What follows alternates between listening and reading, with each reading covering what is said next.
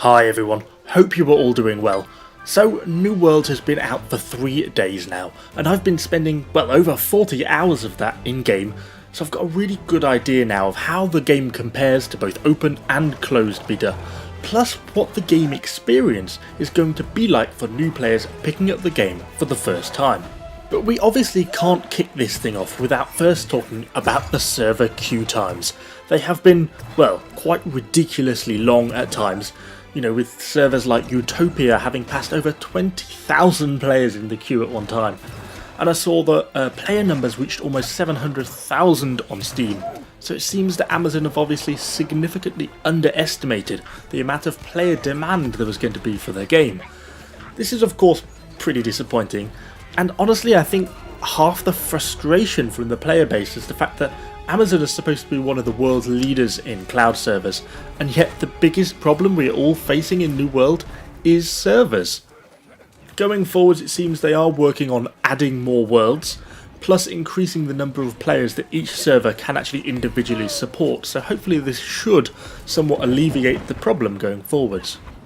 Stability wise though, the servers have actually been pretty good. I've personally had no connection issues, and I've only crashed once over the past 40 hours. In terms of gameplay, nothing core or fundamental has actually really changed since the betas, but the game has fixed some of the worst offending bugs. Things like the audio bug that was extremely frustrating in the last stage of testing. They've also worked to fix some of the worst offending slow respawn rates that caused an awful lot of bottlenecks in the previous testing and a lot of player frustration. Although, despite fixing 95% of them, a few of them still remain in the game, i.e. Overseer Zane, where everyone got bottlenecked waiting to kill one boss. There are still some minor other bugs, like the message of the day bug. If you type O while typing the message of the day, it changes the window. The compass bar doesn't show any resources currently available in the game. But despite these minor problems, on the whole the game does actually finish and feel very polished. There aren't really any game-breaking bugs, just annoying little minor ones sometimes. And I suppose that leads us on to the question, what does the game have to offer, and, well, is it enjoyable? Fundamentally, the game isn't revolutionary. It doesn't come up with any awe-inspiring new mechanics. It makes use of quests, dungeons, levelling, a crafting system. But for me, it's how it implements those things that makes it more of a standout game, one extremely enjoyable to play. Crafting, for example, is just fantastic, really enjoyable system. It incentivizes you to collect it in the open world. You can do basically full-scale focused crafting, or you can just sort of casually collect a few things while you're completing other quests and take them back to town with you. Same with the PvP system, particularly the small scale skirmishes, really enjoyable. Also been enjoying some of the larger 50v50 wars. Makes for really good group gameplay, great to play with your guild, stuff like that. Nice that they have these larger scale fights available. I personally don't really mind the questing system, although I would like to see sort of more of a larger variety of different quests and objectives introduced to try and make this sort of a little bit more enjoyable, as it is one of the weaker areas in the game. I'd say the same is also true for the dungeons or expeditions. They are very cool, but I find they don't really have all that much replayability outside of the sort of quest prompts which make you play them. I also kind of dislike the fact they reuse the same monsters from the open world, the same animations and attacks, and they don't really push the game or really bring anything particularly new to the scene. We know going forwards that they have got more expeditions planned to be released in the future, something Scott Lane confirmed in an IGN interview before release. So hopefully they will actually have now a little bit more time to spend on them, updating them, making them more enjoyable. Please bring new monsters, new animations.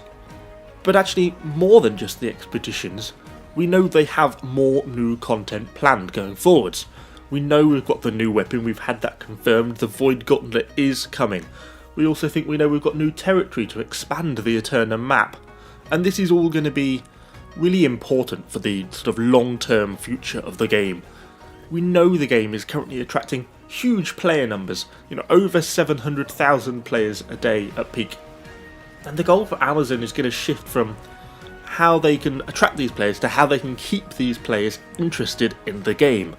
And that's where this new content is going to become king. So is the game worth this $40 price tag? In my humble opinion, yes, absolutely. I'm going to be getting hundreds of hours out of the game, which for me at least makes it very good value.